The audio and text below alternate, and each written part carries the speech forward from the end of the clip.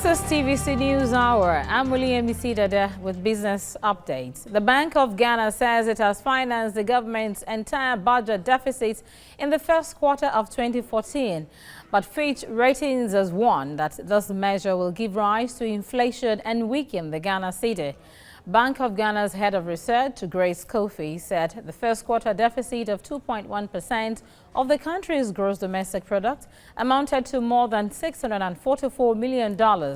Fitch Ratings revealed that inflation in Ghana, the world's second largest cocoa producer, accelerated to 14.8% in May from 14.7% in the previous month. Ghana's central bank has taken the measure before and will monitor the impact of its actions on inflation. In the freshly released Kenyan annual budget, the economy is expected to maintain steady growth at 5.8% and 6.4% in 2014 and 2015 respectively. Growth prospects remain strong, but for many in the country, the high cost of living and rising inflation are major worries. Chris Wangombe reports. Catherine Derry is busy preparing food for her lunchtime customers. Her kiosk is located in Kawangware, a low-income neighborhood in the outskirts of Nairobi, Kenya's capital city. Catherine has been running her business for 6 years. But she says things are much tougher now. She earns less than $10 a day. If the government could at least lower our taxes, would at least manage to raise our living standards, we'll at least have to be in a better way to raise our families. That will at least make us to be in a better position in Kenya. Honorable members. But Kenya's government says the economy remains strong and is expected to grow by 5.8% and 6.4%. Finance Minister Henry Rotich has released the country's budget for the 2014-2015 fiscal year starting in July. Government spending is projected at 1.8 trillion shillings, or about $20 billion US. But for many Kenyans, the news of a steady economic growth rate is little comfort. Last year, the government introduced a 16% tax on previously VAT-exempt goods. Catherine says some of her customers can no longer afford to buy food from her kiosk. We've gotten a reduction of customers since due to the high cost of our products, we cannot sell to as many customers as we used to do it before. That the government would, Analysts like economist George Bodo believe the government needs to invest more money in key sectors like agriculture, the country's largest foreign exchange earner, if the cost of living is to come down. One is energy, because the cost of energy has a direct impact on the cost of products. The second thing is infrastructure, which is also very key. You know, it's about talking about how can you get the produce into the market.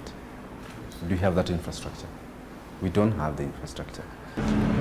Still, Catherine continues to hope things in the country will improve and the new budget will bring better prospects for East Africa's largest economy. Chris Wangombe, TVC News, Nairobi, Kenya.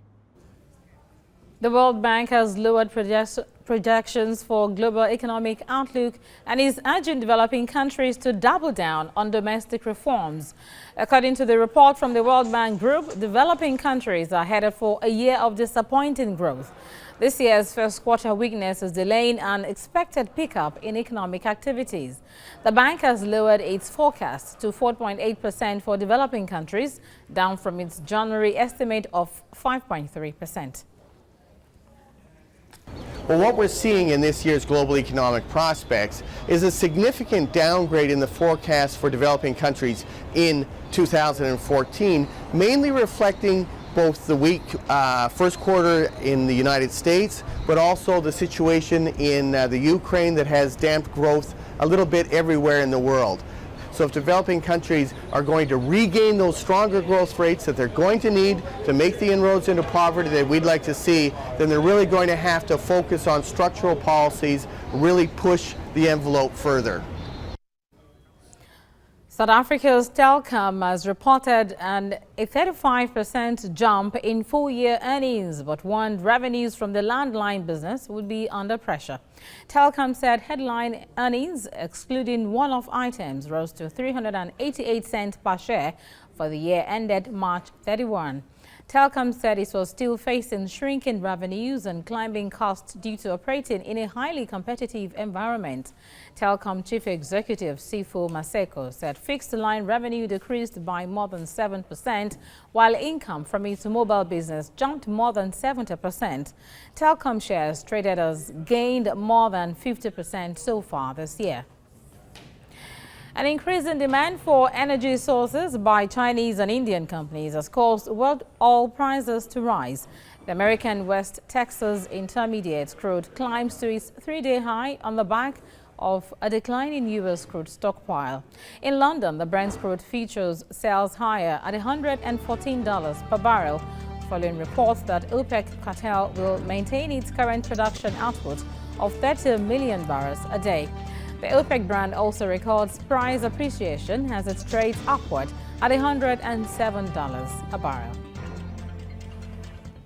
That's business update at this time. I am Oluyemisi Dada, and now it's back to Indian Blessing. All right, thanks a million, Yemisi, there with business stories.